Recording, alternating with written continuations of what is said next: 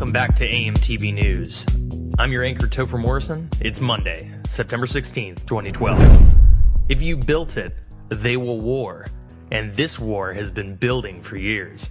There is hardly a place on the globe enjoying peace. Protests against government policies span the planet from Russia to Argentina.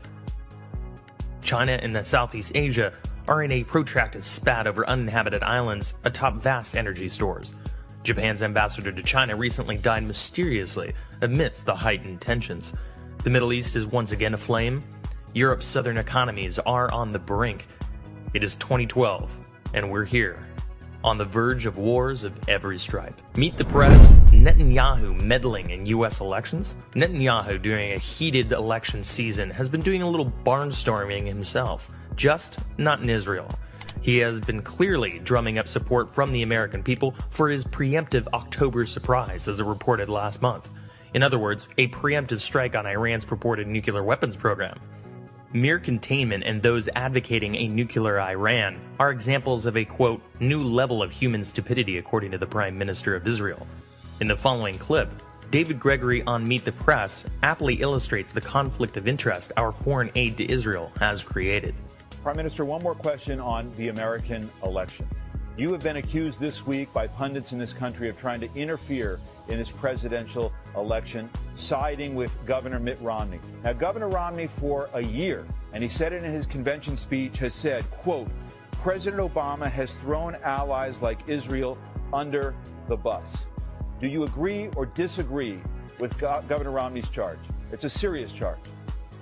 Well, you're trying to get me into the American election, and I'm not going to do that. The relationship between Israel and the United States is a bond of just a very powerful bond. It was, it is, and will be. It will continue to be. And I can tell you, there's no leader in the world who's more appreciative than me of the strength of this alliance. It's very strong. There's no one in Israel who appreciates more than me the importance of American support for Israel. It's not a partisan issue. In fact, we cherish the bipartisan support of Democrats and Republicans alike. This is critical for us. But Prime Minister, with respect, if I may just interrupt you. That we take. I think this is a very important point, because you say you don't want to interfere in the election. There are tens of millions of Americans who are watching that speech, who hear that rhetoric, who hear that charge, who may not understand the complexities of this issue.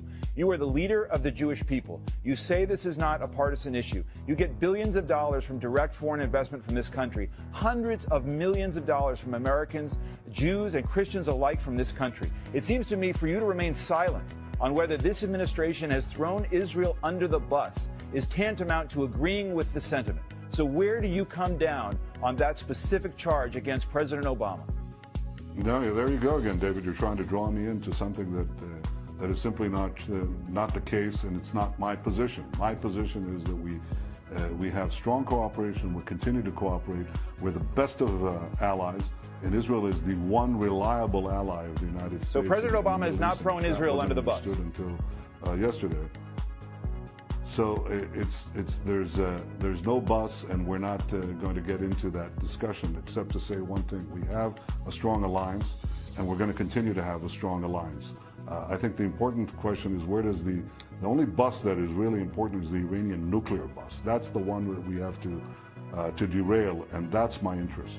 That's my only interest. Next, attack on U.S. consulate in Libya pre-planned.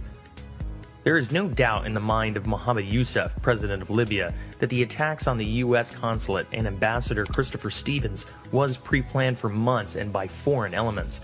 Whoever they were, 50 arrests have been made thus far.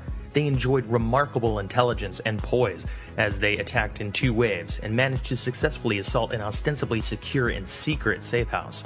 Webster Griffin Tarpley, economist and historian, suggests the nexus between the alleged director of the incendiary film which preempted the attacks, armed militias, and proximity to U.S. elections is a dark tapestry of deep state design. Next, Libyans deliver largest weapon cache to Syria yet. According to the Times UK, over 400 tons of cargo, which included SAM-7 surface-to-air anti-aircraft missiles and rocket-propelled grenades, have been delivered by a Libyan ship to aid Syrian rebels in their fight against Bashar al-Assad of Syria. The ship's captain, Omar Musib, is from Benghazi, a hotbed of jihadi extremists. The Times insinuates much of the ordnance may have been from vast weapon caches that vanished after the overthrow of Muammar Gaddafi in Libya last year. Next, QE3 helps the rich, soaks the rest. Ben Bernanke last week confirmed the Federal Reserve will buy $40 billion per month indefinitely, will extend its zero-rate interest policy to mid-2015, and print another $800 billion to purchase mortgage-backed securities. For those of you concerned with the vast income inequality in this country, here it is. This is the institution which facilitates it all. This is what regressive taxes, stagnant wages, crony capitalism, bubbles, rich get richer while the poor get poorer, can't make ends meet, 3 jobs just to get by, and trickle-down poverty looks like. A private central bank. Occupy this. Next, FBI terror factory nabs its own again. Abdel Daoud, apparently a U.S. citizen of Arab descent, was caught in an FBI sting operation after attempting to detonate a fake explosive device in downtown Chicago, a device provided by undercover FBI agents posing as Islamic extremists. Some call it entrapment, the FBI calls it the war on terror, and it's essentially legal under the Patriot Act to provide such an incubatory period for terrorists, so they have a few months to find their rhythm. Rather than actually investigate crime, this is the new FBI. Stage manager involved in elaborate shams to catch would-be terrorists. Next, Petro-Yuan, death of the petrodollar. It is the seminal moment in a saga which began in the 1970s. Playing midwife to the birth of the petrodollar was none other than Henry Kissinger and the royal house of Saud, who agreed to sell oil in American dollars. China on September 6th announced its intention to bypass this system. How? Russia, as of September 7th, will sell oil to China denominated in yuan in any and all amounts they desire. This undermines U.S. sanctions on Iran.